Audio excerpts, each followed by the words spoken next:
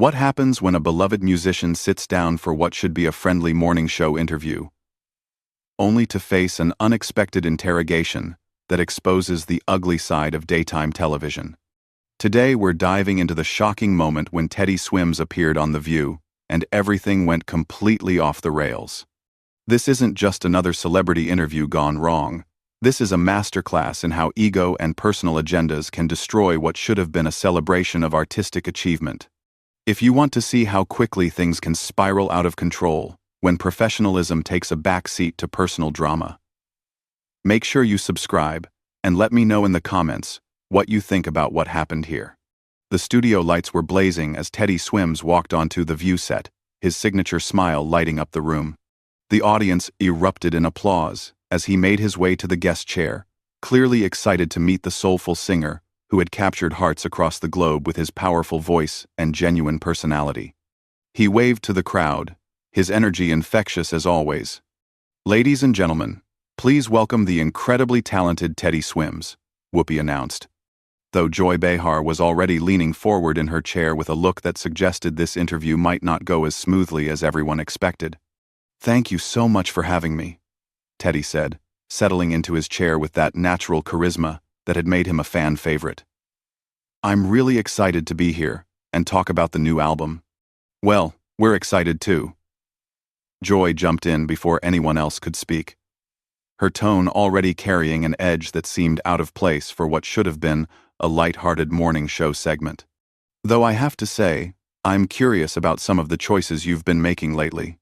The other hosts exchanged glances, clearly not expecting Joy to dive straight into what sounded like confrontational territory. Teddy's expression shifted slightly, but he maintained his composure. "Choices? I'm not sure what you mean," he replied, his voice still warm, but with a hint of confusion. "Well, let's talk about your recent collaborations," Joy continued, pulling out what appeared to be prepared notes. "Some people are saying you're selling out, abandoning your roots for more commercial success. What do you say to those critics?" The studio fell noticeably quieter. This wasn't the typical softball question most guests received on morning television. Teddy took a moment before responding, clearly trying to process why the interview had taken such an aggressive turn so quickly. "I think music is about connecting with people," he said carefully. "If working with different artists and exploring different sounds means more people get to experience something that moves them, then I'm proud of that choice. But at what cost?" Joy pressed, her voice getting sharper. "You started as this authentic, soulful artist singing in small venues, and now you're doing pop collaborations and performing at corporate events. Doesn't that feel like a betrayal of everything you stood for?" The other hosts were visibly uncomfortable now. Sunny Hostin tried to interject with, "I think what Joy is trying to say," but Joy cut her off with a wave of her hand. "No, I think I can speak for myself, Sunny," Joy snapped, not even looking at her colleague. "I'm asking a legitimate question about artistic integrity." Teddy's jaw tightened slightly, but he kept his voice level. "I don't think there's anything wrong with growth and evolution as an artist. The heart behind the music hasn't changed, even if the production or the venues have." "Really?" Joy laughed, but it wasn't a pleasant sound.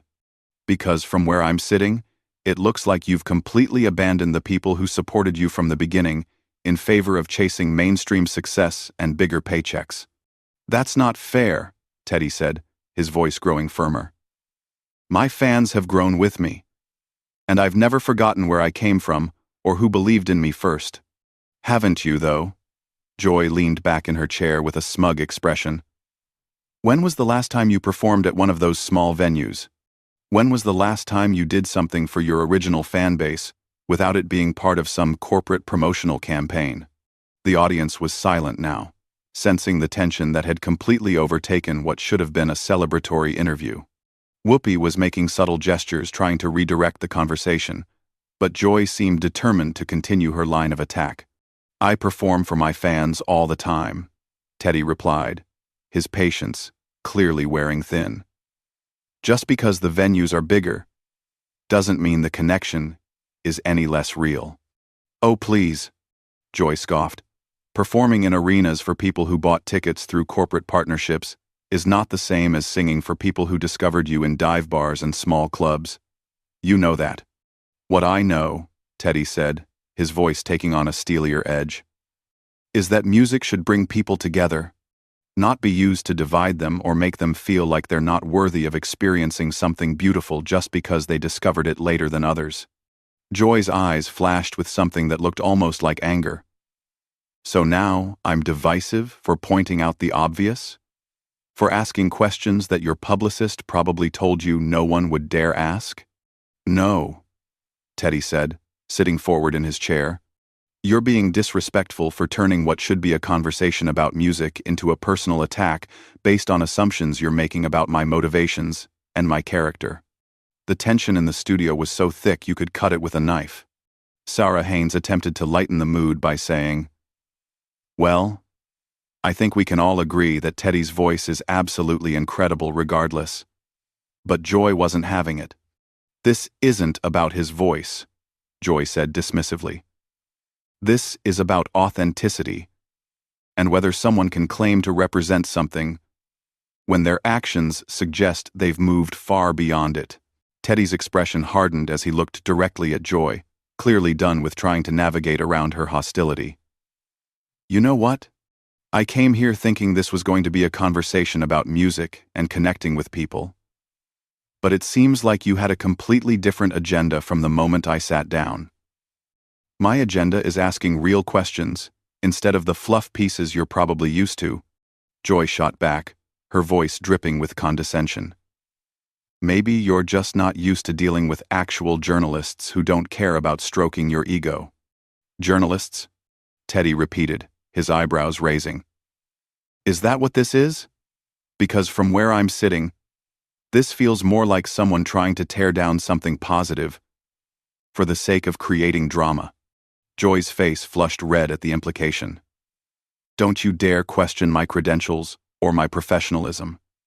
I've been doing this longer than you've been performing." "Then act like it," Teddy said quietly, but his words carried across the silent studio like a thunderclap.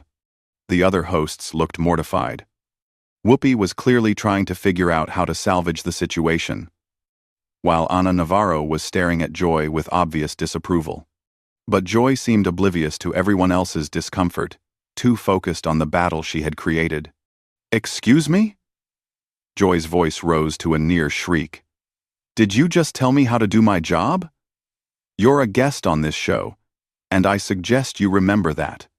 And you're a host who's supposed to create a welcoming environment for guests, not ambush them with personal attacks disguised as interview questions." Teddy replied, his voice staying calm even as Joy's became more unhinged. "Personal attacks? I'm asking about your career choices, which is literally what interviews are for," Joy snapped.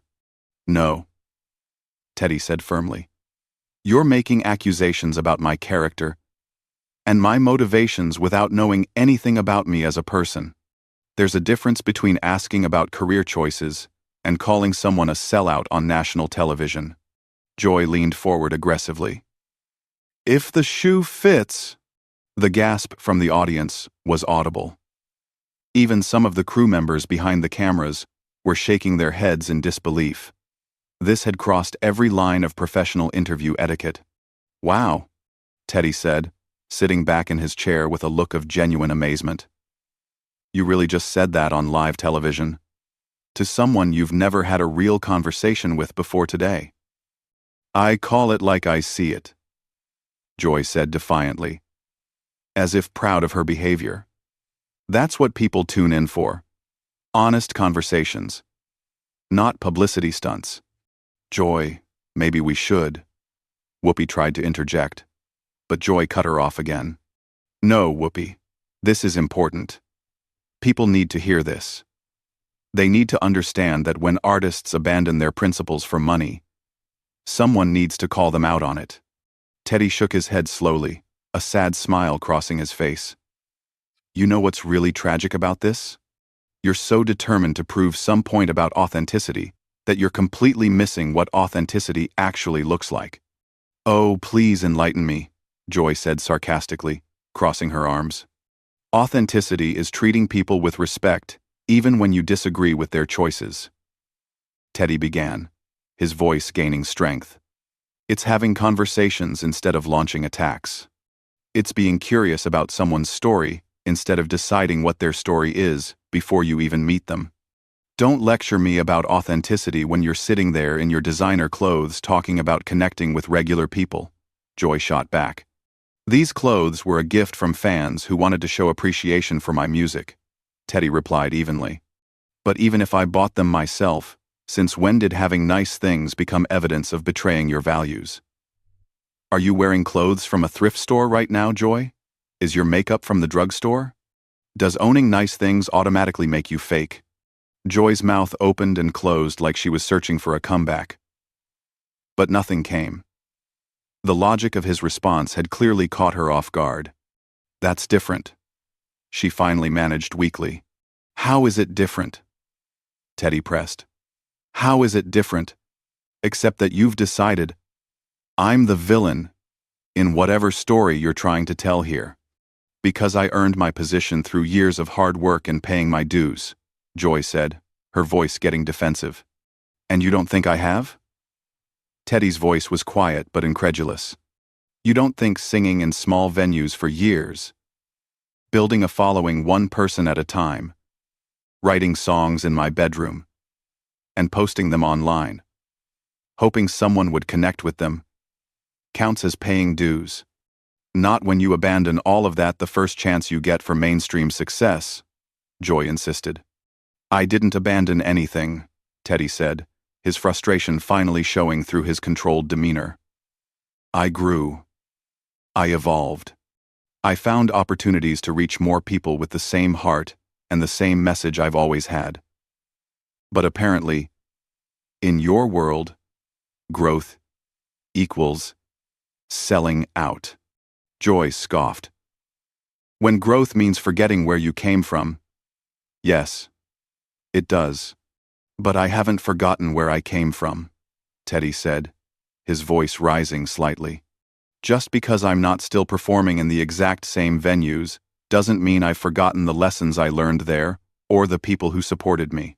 Some of my biggest fans are people who discovered me in those early days, and they're proud to see me succeeding on a bigger stage. Are they? Or are they just telling you what you want to hear? Joy asked, with a cruel smile. Joy asked, cruel smile. That question hung in the air like poison. Teddy stared at her for a long moment, and when he spoke, his voice was deadly quiet. You know what, Joy? I feel sorry for you. Joy's face went white, then red, then purple, as those words hit her like a physical blow. You feel sorry for me? You feel sorry for me? Her voice was climbing to a pitch that made several audience members visibly uncomfortable. Yes, I do, Teddy said calmly, looking directly at her with genuine sadness in his eyes. Because someone who's truly secure in themselves and their accomplishments doesn't need to tear down others to feel important. Someone who's genuinely happy doesn't spend their time trying to find reasons why other people's success is somehow fake or undeserved. Joy stood up so abruptly that her chair rolled backward and nearly hit the backdrop. How dare you psychoanalyze me? How dare you sit there and pretend you understand anything about my life or my career? Joy, please sit down, Whoopi said urgently, clearly realizing this was spiraling completely out of control. Let's take a breath here. No, I will not take a breath, Joy shouted, pointing an accusatory finger at Teddy. I will not sit here and be insulted by some wannabe soul singer who thinks he knows everything about the entertainment industry after 5 minutes of success. The audience was dead silent now, watching in horror as one of the show's longtime hosts completely lost her composure on live television. Teddy remained seated, his expression a mixture of disappointment and genuine concern. This is exactly what I'm talking about, he said quietly. You're so angry, and I don't even think it's really about me. What happened to you, Joy? What made you so bitter that you can't celebrate someone else's journey without trying to find ways to diminish it? Bitter. Joy's voice cracked slightly on the word. I'm not bitter. I'm experienced.